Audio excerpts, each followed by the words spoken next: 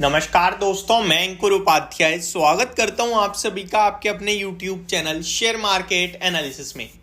कुछ लोगों के कमेंट्स आ रहे हैं टाटा पावर को लेकर मेरी वीडियो देखने के बाद कि भाई टाटा पावर को क्या खरीद लें कल के ट्रेडिंग सेशन में ही, क्या ये सही समय है लेने का? जैसा कि आप वीडियो में बुलिश हो तो क्या हम अभी ले लें? तो देखिए, मैं बुलिश हूं, मेरे को पसंद है टाटा पावर, लेकिन इसके ये बिल्कुल भी मतलब नहीं है कि मैं आपसे ये कह रहा हूं कल जाके ले लो।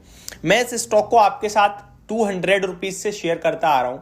235 पे भी आपके साथ काफी डिस्कस किया एंड फाइनली अभी जब इसने ब्रेकआउट दिया था ना, उससे पहले भी मैंने कहा था कि लेके बैठ जाओ, क्योंकि वॉल्यूम्स भी आ रहे हैं, तेजी भी आ रही है, तो मे भी किसी भी वक्त शूट कर सकता है।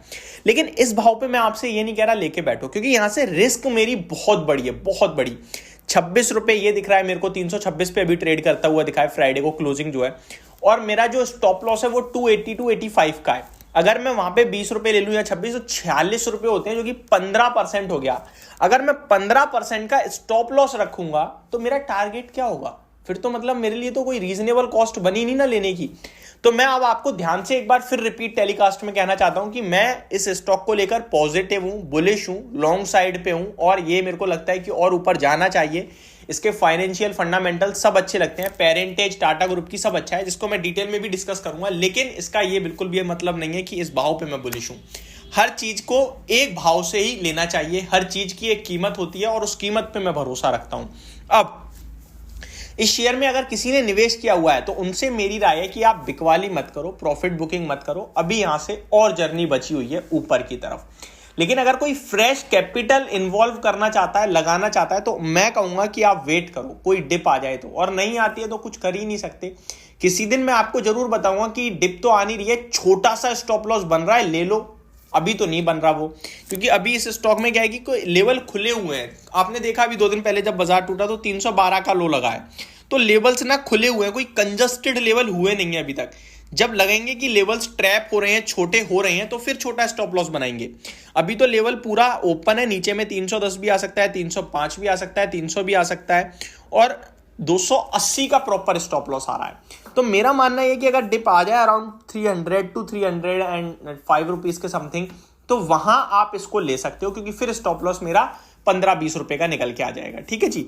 जिसके बाद मेरा टारगेट जो होगा, पहला टारगेट ही 335 का रख सकते हैं आप, देन 350 एंड देन 380 के फाइनल टारगेट्स होंगे मेरे। आप कहोगे 380 अगर हो जाएगा तो अभी ले लेते हैं।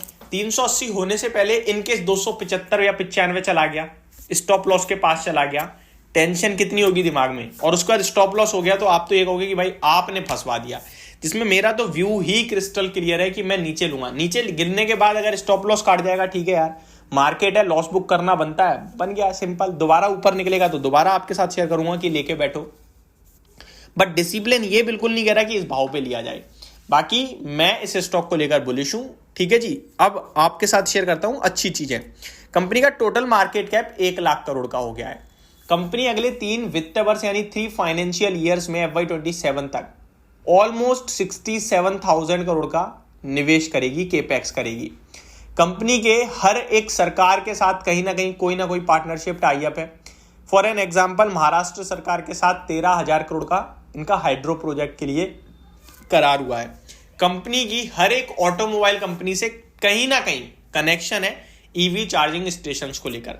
कंपनी एक फील्ड में तो मार्केट लीडर है ईवी चार्जिंग स्टेशन के मामले में। इस समय ये कहीं ना कहीं डेली मेरा कहीं ना कहीं इसलिए आ रहा है क्योंकि अप्रॉक्स नंबर नहीं दे पा रहा हूं मैं, एग्जैक्टली अप्रॉक्स नहीं है, एग्जैक्ट नंबर नहीं है, सॉरी, अप्रॉक्स दे रहा हूं मैं। ठीक है, लगभग के बीच में नंबर दे रहा हूं, एग्जैक्ट नंबर नहीं है, इसलिए कहीं ना कहीं बोल रहा हूं। 2 से 3 हजार चार्जिंग स्टेशन डेली कंपनी लगा रही है एनसीआर के आसपास। तो ये इसके लिए बड़ा मार्केट खुला हुआ है, और सरकार जिस हिसाब से ईवी पे फोकस कर रही है, कोई भी ईवी विदाउट चार्जिंग नहीं चल सकती है, और उस चार्जिंग स्टेशन को लीड करने का काम ये कंपनी कर रही है।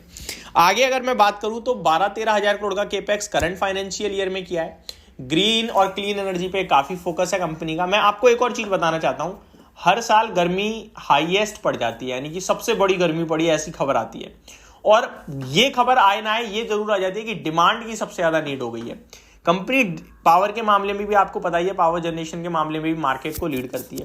कंपनी के लिए केवल एक ही चिंता का विषय था, वो था इंडोनेशिया का प्लांट, जहां पे कंपनी हर क्वार्टर 2,000 करोड़ का घाटा खाती थी।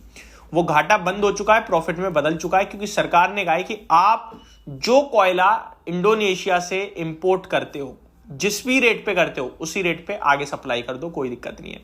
पहले इन्हें यहीं पे घाटा हो रहा था। और बिजली जो बचेगी वो आप ओपन मार्केट में डायरेक्टली बेच सकते हो, बस उसका प्रॉफिट शेयर करना पड़ेगा, जिसको कंपनी को कोई ऐतराज ही नहीं है जिस चीज से। तो मेरे को लगता है टाटा ग्रुप का नाम जुड़ा हुआ है, वैल्यूएशन भी इतने कोई खास महंगे नहीं है, इनफैक्ट महंगे हैं ही नहीं, कंफर्ट है।